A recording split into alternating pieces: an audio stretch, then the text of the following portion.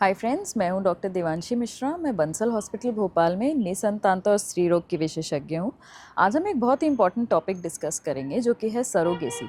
Surrogacy आखिर होता क्या है और कौन सी महिलाएं सरोगेट मदर बन सकती हैं। तो सरोगेसी की प्रक्रिया में बेसिकली कोई एक सरोगेट मदर होती हैं जो कि एक कपल के लिए उनकी प्रेगनेंसी को कैरी करती हैं और डिलीवरी के बाद बेबी कपल को हैंड ओवर कर देती। तो कई बार ऐसा होता है कि कुछ कपल्स होते हैं जिनमें कि वाइफ को किसी मेडिकल कंडीशन की वजह से या यूट्रस में कुछ खराबी होने की वजह से या यूट्रस ना होने की वजह से वो प्रेगनेंसी कैरी नहीं कर सकती। तो ऐसे केसेस में इन कपल को हम कहते हैं इंटेंडिंग कपल, और ये कपल एक सरोगेट मदर के थ्रू अपनी प्रेगनेंसी पा सकते हैं। तो इस प्रक्रिया में हस्बैंड और वाइफ के एग और स्पर्म को लेकर जो एम्ब्रियो बनाया जाएगा वो आईवीएफ के थ्रू बनाया जाता है और इस एम्ब्रियो को सरोगेट मदर के यूट्रस में ट्रांसफ़र कर दिया जाता है। और फिर जब सरोगेट मदर इस प्रेगनेंसी को पूरे 9 मंथ्स तक कैरी करती हैं और डिलीवरी के बाद इस बच्चे को इंटेंडिंग कपल को हैंड ओवर कर देती हैं।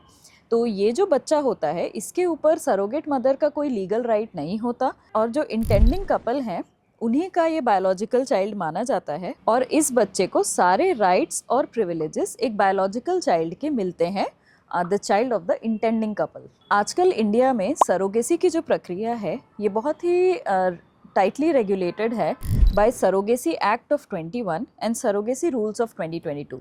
तो इन लॉज के ही अंदर सरोगेसी की जाती है और केवल उन्हीं सेंटर्स में जो कि रजिस्टर्ड सरोगेसी क्लिनिक्स हैं वो इस प्रक्रिया को कैरी आउट कर सकते हैं। इसमें ये याद रखना बहुत इंपॉर्टेंट है कि जो सरोगेट मदर हैं वो इस बच्चे से जेनेटिकली लिंक्ड नहीं हो सकती हैं, मतलब कि वो अपने एग्स डोनेट नहीं कर सकती हैं। तो इस प्रेगनेंसी के लिए जो एग और स्पर्म यूज़ किए जाएंगे वो इंटेंडिंग कपल के ही हो सकते हैं और जो सरोगेट मदर है उनके एग्स यूज़ नहीं किए जा सकते हैं।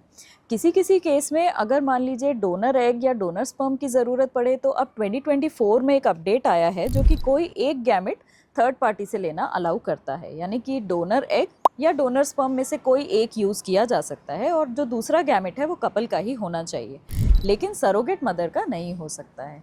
और इस एक्ट के चलते सरोगेसी केवल एल्ट्रुइस्टिक है।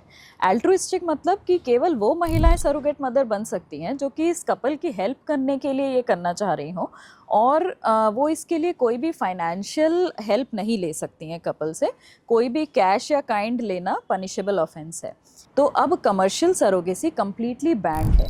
तो ये एक महिलाओं के ही वेलबींग के लिए लिया गया कदम है जो कि बहुत ही सराहनीय है। इसमें जो इंटेंडिंग कपल होते हैं उनको सरोगेट मदर के लिए 3 साल का मेडिकल इंश्योरेंस लेना होता है जिसमें कि पूरे डिलीवरी के एक्सपेंसेस कवर होते हैं, बच्चे के एक्सपेंसेस कवर होते हैं और कोई भी प्रिस्क्राइब्ड मेडिकल ट्रीटमेंट जो है सरोगेट मदर के लिए वो पूरा कपल उठाते हैं। अब कौन सी महिलाएं सरोगेट मदर बन सकती हैं, इसके भी बहुत ही स्ट्रिक्ट क्राइटेरिया दिए हुए हैं इस एक्ट में, जिसमें कि कोई भी वो महिला जो कि 25 से 35 की एज ग्रुप की हो, जो एक मैरिड इंडियन सिटीज़न हो और उसका खुद का एक बेबी हो, वो महिलाएं सरोगेट मदर बन सकती हैं और उनको कोई भी मेडिकल या साइकोलॉजिकल इलनेस नहीं होना चाहिए और ये अपनी लाइफ में केवल एक ही बार सरोगेट मदर बन सकती हैं और इनका इंटेंडिंग कपल के क्लोज रिलेटिव होना इम्पॉर्टेंट है। तो आजकल जो सरोगेसी की प्रक्रिया है इसमें काफ़ी सारा पेपर वर्क लगता है जिसमें कि एक सर्टिफिकेट ऑफ रिकमेंडेशन हमें